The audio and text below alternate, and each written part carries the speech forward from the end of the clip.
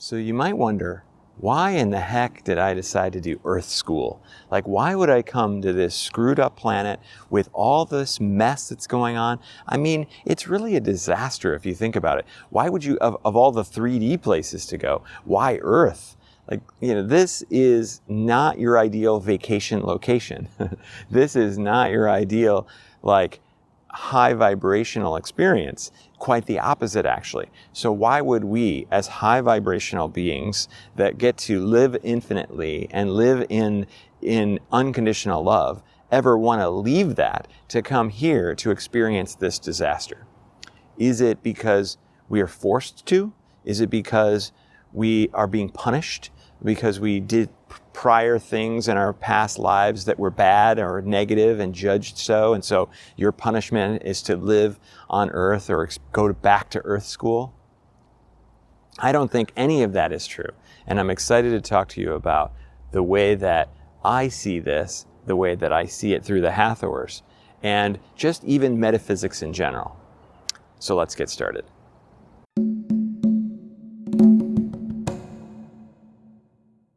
So why would you do this to yourself? Think about it like this. You are an infinite being, and you're just able to live and exist. I don't even know if the word live applies. You're able to exist in this conscious state of unconditional love at all times, knowing that you are source, you are the creator of all, and that all the other beings and entities and ascended masters and angels and collectives, they're all you also. And so that sounds pretty paradisical, right? Like, wow, why would I ever want to mess with that? But I think that there's a huge reason, there's an amazing reason. And that is because in that unlimitedness, there are a ton of limitations. It doesn't make any sense, but if you think about it, if you can only experience unconditional love at all times, that means that all of the other emotions are inaccessible to you.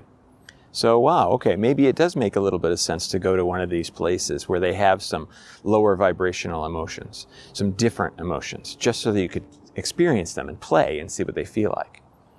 Okay, yeah, and that's probably true of many of the three-dimensional worlds, but I think Earth is especially unique. And why do I think that's so? It's pretty simple. In order for us to acquire energy as beings on this planet, we have to destroy each other. What do we mean? Okay, let's step back. The plants can generally just sit in the sun and absorb the sun's energy. However, animals will have to eat the plants, thus destroying them to absorb their energy. So, in a way, the animals are eating the sun through the form of a plant. And then other animals have to eat animals who have gotten their sun's nutrients through plants, and so the chain continues. So ultimately, and even plants are essentially taking destroyed plants, previous plants or animals that have died, and they're pulling nutrients out of the soil. So even they are continuing to break down existing stuff, existing matter, in order for them to have energy. So in order to survive, you have to destroy. That concept just by itself makes Earth stand out way more than any other. If we could all just stand in the sun and absorb all the energy we would need, then there would be almost no conflict anymore. We would look at everybody else who's standing in the sun and be like, yeah, it feels pretty good, right? Yep, okay, cool, let's do it some more. And that's it. You wouldn't be like, hey, there's only so many berries, and so in order for me to destroy those berries by digesting them in my system, I need to get you out of the way so that I can more easily destroy those berries by my system. So ultimately, there's the competition, there's the striving for survival. Sharks have to destroy other fish have to destroy other fish have to destroy plankton, and so on and so forth. It's just on and on everywhere on this planet. In order to survive, you must destroy. Talk about conflict, talk about attrition, talk about something completely different. That's the core of making this world, this crazy place, so crazy.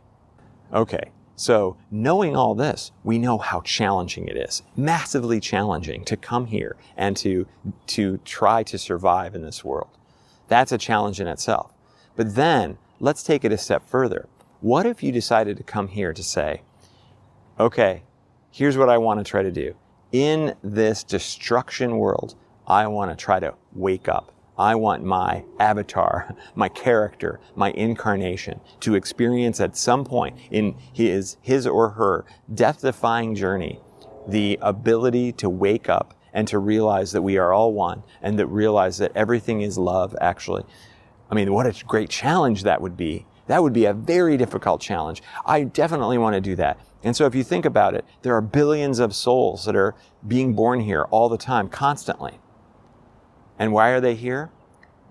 They're all here for the same reason. Let's see if we can wake up in this very difficult and nearly impossible world where waking up seems like very few people actually get to do it, which is absolutely true. Very few people really get to see all this as love. Very few people get to see all the plastic in the ocean, how it's killing all these animals and mammals and so on, as love. Very few people think of people who are being abused and being tortured as love. It's very, very hard to get to that conclusion. But it isn't when you realize that we are all the same, that those people, those beings, those animals, those mammals, those fish, all of it, they are all us. And they are experiencing it. We are experiencing it as them, and they are experiencing us as us. I've had some people talk to me, students and people who are going to be students, and they look up at the stars and they say, that's where home is. That's where I want to be. I don't want to be here anymore. And for that I understand that completely. I totally get it. Like, why wouldn't you want to go to a paradisical existence? Why would you want to continue to suffer here? Well, because it is possible to be here and to not suffer.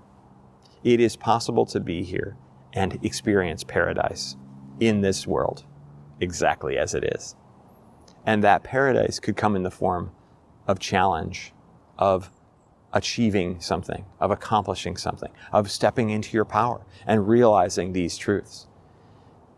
Paradise can come in appreciating all the beauty that's here, all the amazing plants and animals and the sun and the stars and the oceans and the water and the mountains. And it just goes on and on. I could just talk all day about how amazing this place is. And the miracles that are constantly happening. Every time you breathe in, you are pulling in this invisible gas, and it's being interpreted by your system, and molecules of oxygen are being extracted almost instantaneously, and they're being spread throughout your system through this liquid blood thing. Like, this is crazy. This is amazing. All the stuff that's happening here, when you dive into the details, is mind-blowing. So these are the ways that you can look at this place as the paradise. This is the place that you came here to be. And we also looked at it and we said, you know what? It's only 80, 90 years. In all of infinity, that's kind of nothing. One of the ways you might even be able to look at it is to try to imagine infinity, which is something that our limited three-dimensional brains have almost no business trying to do. But let's say it like this. Let's imagine the biggest mountain range that you could possibly picture. Every inch of this mountain range is infinity, we'll just say. And imagine all of the lives and all of the possibilities and all of the beings and all of time on Earth as being contained in one tiny grain of sand. And so you go ahead and you visit that grain of sand. You become a being like you are right now. And you go through a full life. Let's say it's 80 years. And then you return to your post-life or to your infinite life experience. And then you decide, you know what? I'm going to explore every grain of sand size piece of this giant mountain range before I go back to that Earth place. And so you do. You explore every dimension and every other planet and every other element of existence for infinity. And then you go, oh yeah, that Earth thing, That sounded fun. We had a good time. I mean, it was tough, but let's do it again. So this is nothing and it's everything. You are everything. So I'm so happy to provide this kind of insight and these types of thoughts. I really hope that you find them useful.